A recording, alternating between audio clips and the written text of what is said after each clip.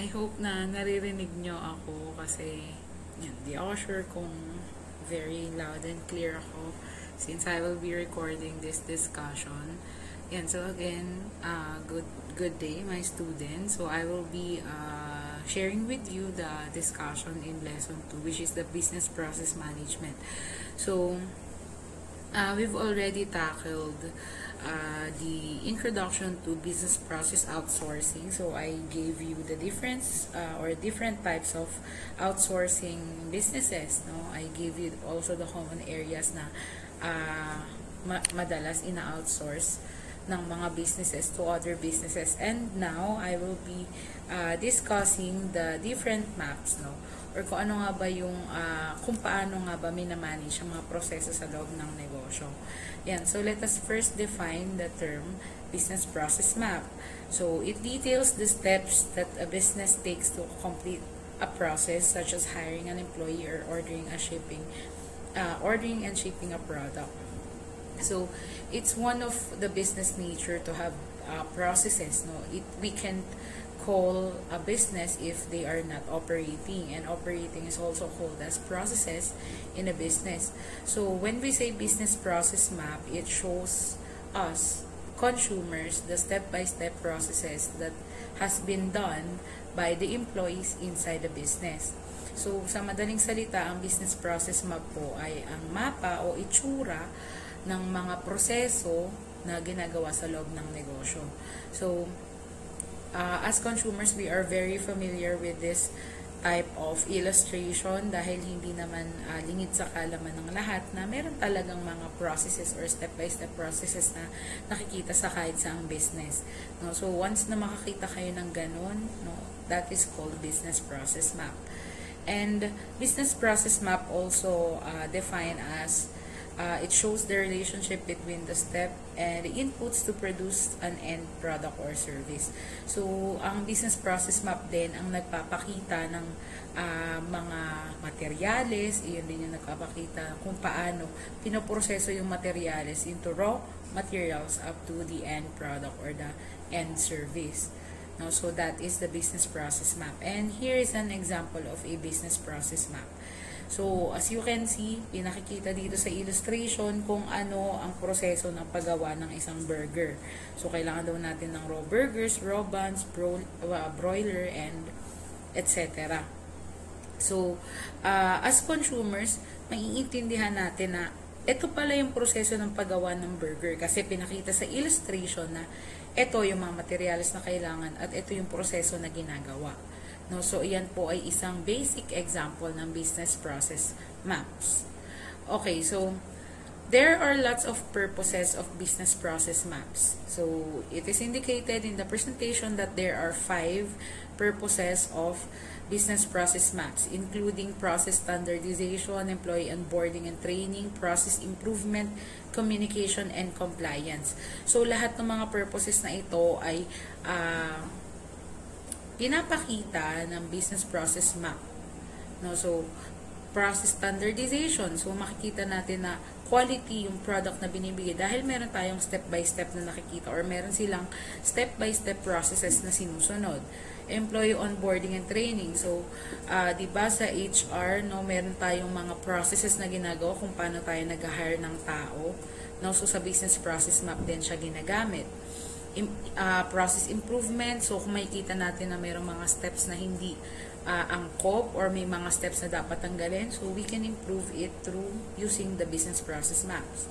Communication. So, BPM is also considered a way of communicating to the consumers kasi it's easy for them to understand what are the processes that has been done by the business and also the compliance, no. So kailangan talaga ng mga businesses na magkaroon ng business process maps for legality purposes, no. So ayun yung mga purposes ng business process map. And it's not that hard to understand that a lot of businesses use BPM for the sake of quality management. No, maraming klase na business process maps yung ginagamit sa loob ng industriya para mas madali para sa kanila at mas madali para sa mga consumers nila kung yung proseso na ginagawa sa loob, no? There are several types of business process map. And the first is called flow chart. So I'm sure that you are all familiar with this term, no? So since it has been used kahit nung elementary pa siguro kayo, no, nakita na kayo ng flowchart. So flowchart technically means graphic illustration of processes and a picture of a separate steps of a process in sequential order. So ang flowchart ay nagpapakita ng pagkakasunod-sunod na proseso ng isang bagay. No, and there are 3 common types of flowchart. Hindi lang siya isa lang, no? So may 3 klase ng flowchart. And yung unang klase ng flowchart ay tinatawag na top-down flowchart. So it shows the steps of process, clustering them together in a single flow. So kapag top-down flowchart daw yung tawag sa isang flowchart, ang itsura po na isang cluster lang, no? So isang flowchart lamang siya at pinapakita doon yung step 1, step 2, step 3, step 4, step 5 in a single flow. So later in the presentation, meron akong illustration kung ano itsura ng top-down flowchart. Okay, next is the deployment flowchart. So the difference between the two, kung yung top-down flowchart, pinakita yung steps na sequential, na magkakasunod. Dito naman sa deployment flowchart, top-down flowchart din siya technically, but meron ng tao na responsible kung sino yung gagawa ng step na yon. No, so for example, there's a top-down flowchart and it says that in the step 1, Ma'am Shania will be doing the task. In the step 2, the program chair will do the task. Step 3, the administrators will do the task. So, pareho lang sila, ang pinagkaiba lang sa deployment, meron ng tao na gagawa ng proseso. Okay? And lastly, na type of flowchart is called detailed flowchart. So, it is the expansion of both the top-down and deployment flowchart, showing as many details as possible. So, mas pinalawak, mas complex na flowchart lang yung detailed flowchart. So, maaaring yung step 3 ay babalik sa step 1, yung step 2 ay babalik sa step 1, tapos nakalagay na rin doon kung sino yung tao na responsible. Okay, so here is the example of the 3 flowcharts that I have discussed. So, itong nandito sa inyong left side, ay yung boil water, add noodles, cook for 9 minutes, etc. Ang tawag po dito ay top-down. No, ipinakita lang sa atin yung step-by-step process kung paano magluto ng isang noodles. Sequential, magkakasunod. Dito naman sa detailed flowchart, rather deployment flowchart, meron ng taong responsible dun sa step na iyon. No, so sa step 1 and step 2, si responsible person 1 yung gagawa. Sa step 2, step 3, 4, 5, si responsible person 2 yung gagawa. And sa step 6, si responsible person 3. So, meron ng tao na gagawa ng proseso o ng steps.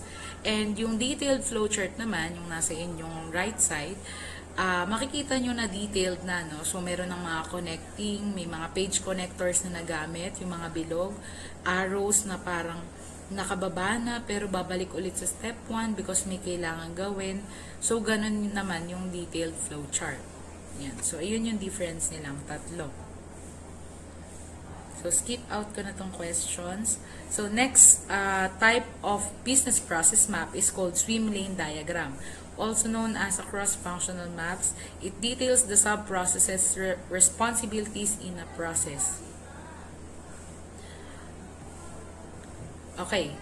So, when we say swim lane diagram, iyon naman po yung diagram na ginagamit ng mga businesses kung meron silang cross-functional responsibilities from one department to another. So, ito po ang itsura ng swim lane diagram. No, mukha po talaga siyang swim lane or pool. No? So, sabi dito, merong swim lane 1 at merong swim lane 2. Sa swim lane 1, andun yung start, sila ang gagawa ng task 1. Tapos, sa swim lane 2, nandun naman yung task 2. And babalik sa swim lane 1 para gawin yung task 3 and yung end. So, isang example nitong swim lane diagram ay yung payroll. No? So, sa payroll, ang concerning na office ay dalawa. So, ang concerning office ay yung Human Resource Office and also the Finance or finance department or the accounting department. So, sa HR department, sila ang nagko-compute nung ilang oras tinrabaho ng empleyado yung mga trabaho niya. No? So, HR yung gumagawa. And then, after niyang makompute yung number of hours work, ay ibibigay niya na ito sa accounting or sa finance para ibigay yung sweldo ng empleyado na yon. And then, kapag na-compute na ni HR, nabigyan na ni accounting yung somehow monetary, no, yung pera, kung magkano isuswelduhin, ibabalik siya kay HR dahil sila ang concerned office para magpasweldo doon sa mga tao. No? So, if you understood the cross function that has been done by the two offices, kaya swim lane diagram yung ginagamit. Yan. So, it's just one of the simple examples, no, ng mga departments na gumagamit ng swim lane diagram. Ayan. Next is the state diagrams. So, it shows the behavior of systems in unified modeling language describing the states of component.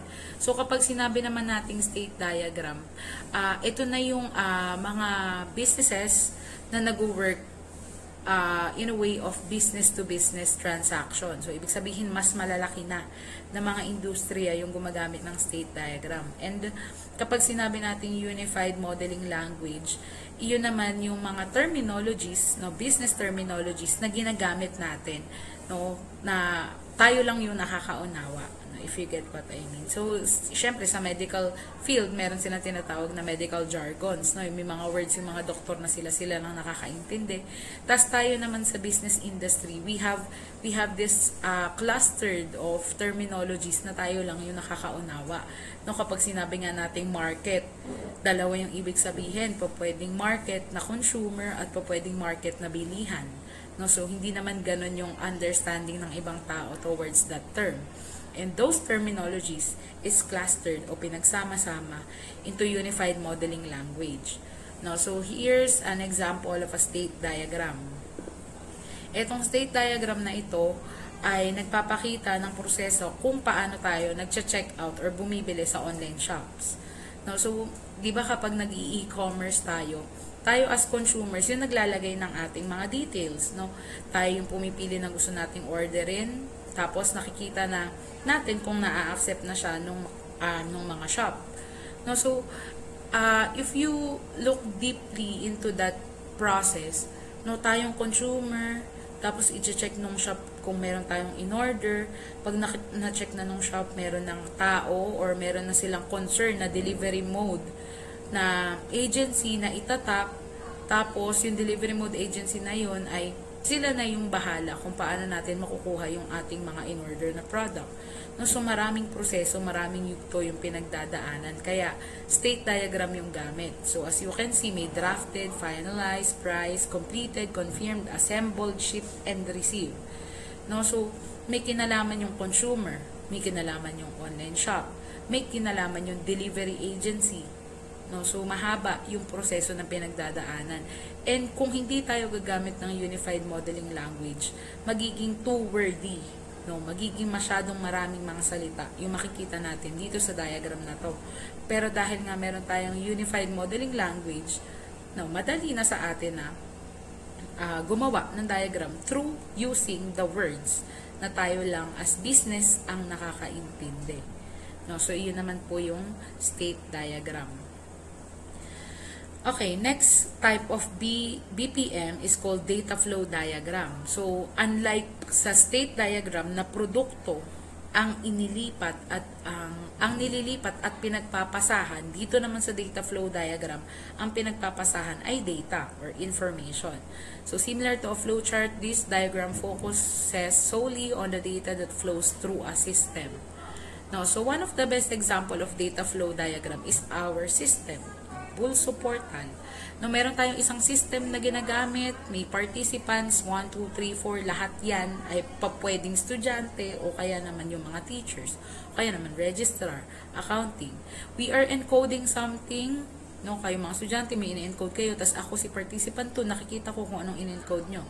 Nag-enroll kayo, no, sa portal, nakita ko, nag-reflect kayo sa class list, no. ang nag-iipon nun ay yung system or yung data bank. So, may flow na nangyayari sa data. Kaya siya tinawag na data flow diagram. Okay, nagigets po. I hope nagigets nyo. Okay, and lastly, sa type of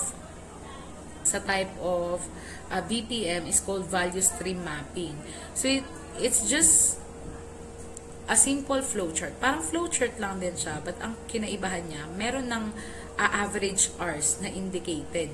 Nakalagay na kung ilang oras tinatrabaho yung isang bagay. No? Sa flowchart kasi nilagay lang anong step, sinong responsible. No? Dito sa value stream mapping, nilalagay na natin yung oras, average hours. No? Kung paano nagsisimula yung proseso hanggang sa matapos siya. So, yun naman po yung value stream mapping. So, here's an example of a value stream mapping. No, sabi dyan, kapag nag-request ka daw ng isang bagay, ang average hours daw na pagtatrabahuhan yun ay 1 oras.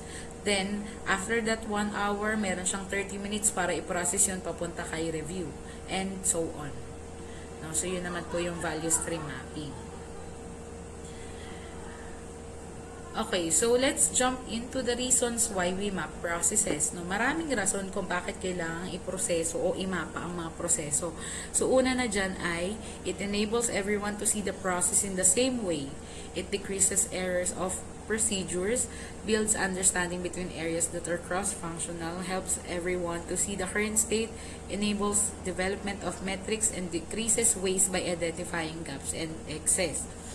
So, as business owners, no, if they have this thing called business process map, it's easy for them to do the step-by-step processes that they should do inside their businesses. No, it's easy for them to, render the service or give the products to the consumers kasi meron silang sinusundan na mapa. And for us naman na consumers, no, it's easy for us to understand what is the processes that has been done inside the business. And also, kung kunwari, nag-e-commerce ka nga, nakikita mo kung nasa na yung proseso ng in-order mo, no, through using the business process maps. And again, these reasons, it still have a lot of reasons na pwede nating ilagay kung bakit importante na imapa yung proseso ng business. Pero, as given na sa presentation, no, nag-breakdown lang tayo into 6 para maiwasan yung pagkakamali, para makita yung mga proseso, na makita ng mga tao yung proseso na ginagawa, para maiwasan yung pagkakamali, para makita natin yung ano ba yung importansya ng cross-functional ng bawat areas, no, and sabi nga dyan, enables development of metrics. Kapag sinabi nating metrics, yun yung guide.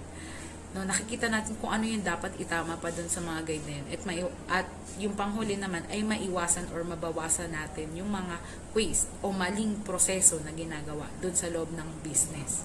No, so, yun yung reason bakit kailangan natin i-map yung mga process.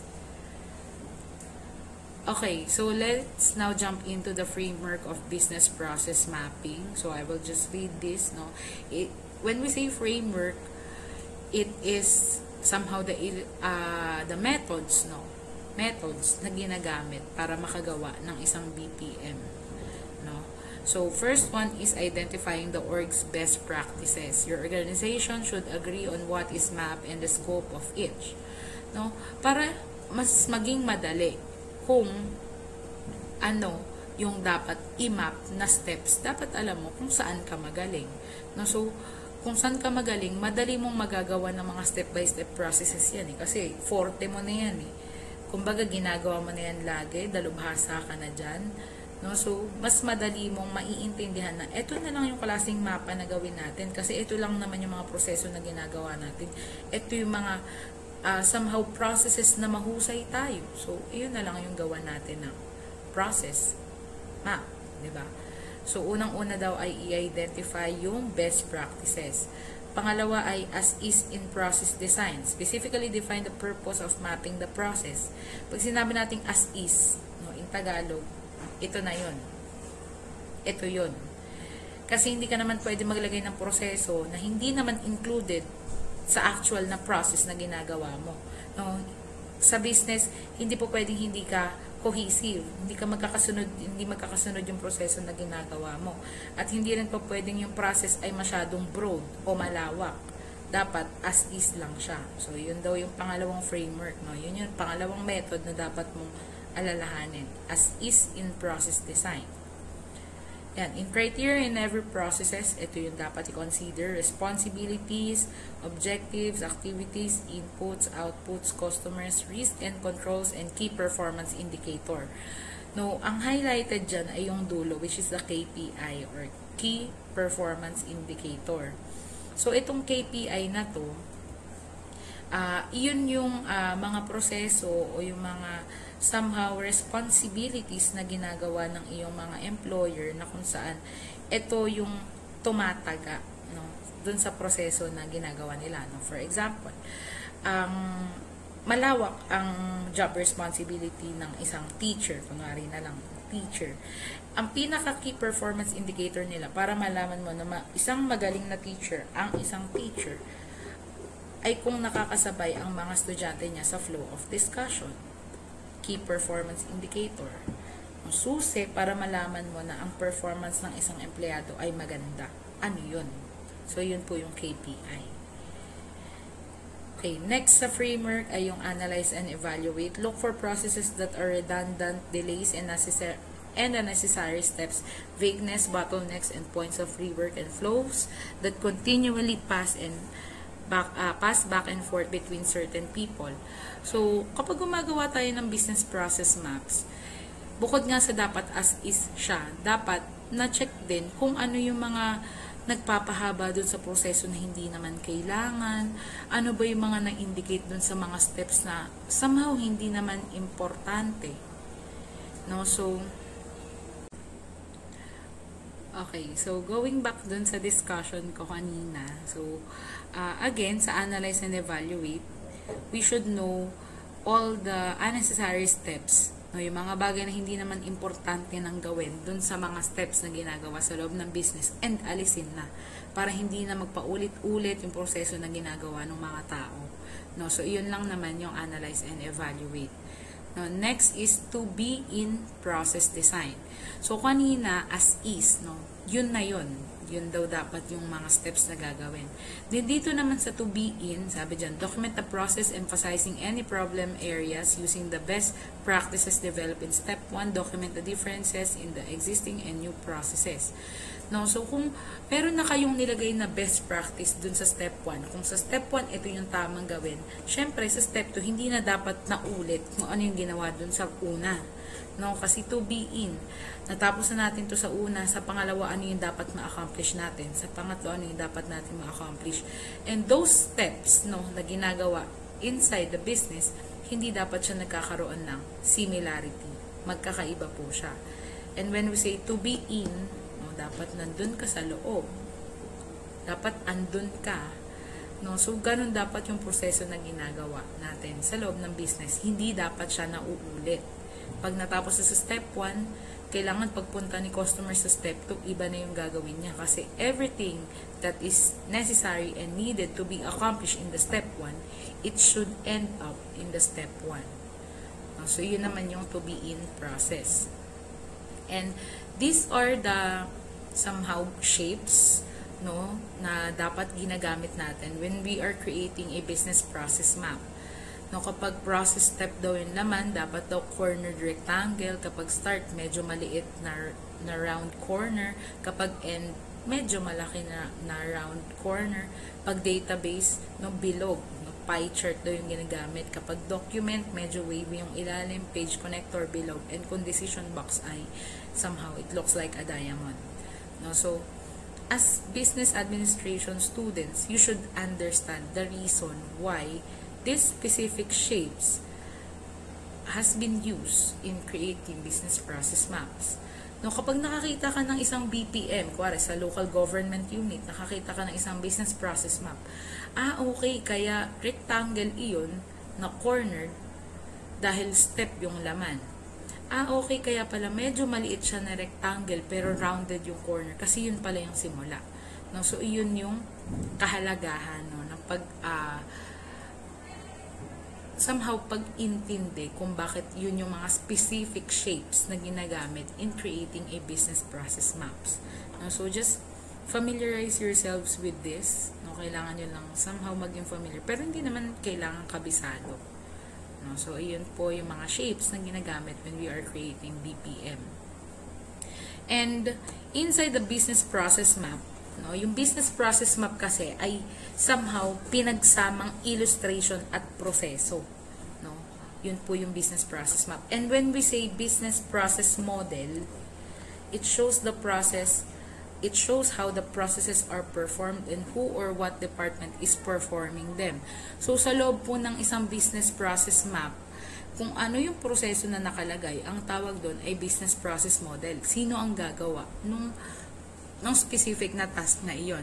At kung nakita nyo yung illustration, yung mismong itsura, yung mga shapes na ginamit, yung mga connectors na ginamit, ang tawag naman po doon ay business process architecture. Yun naman po yung blueprint, no? Yung itsura mismo, kung triangle ba yung ginamit, kung rectangle yung ginamit, business process architecture ang tawag sa kanya. Pero yung proseso na nasa loob ng mga shapes na yon, ang tawag doon ay business process model. No? So, yun lang po yung pinagkaiba nilang dalawa. No? And I hope na you all understood the discussion or quick discussion that I did. So just always remember that business process mapping is very important in all businesses, no. Hindi lang po sa mga small medium enterprises nagwo-work ito, hindi lang ito nagwo-work sa corporation, even the sole proprietorship.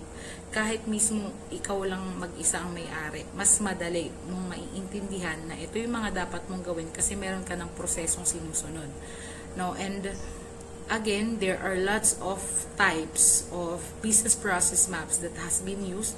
Po pwedeng flowchart, and under flowchart, meron po siyang iba't ibang klase, which is the top-down, deployment, and detailed.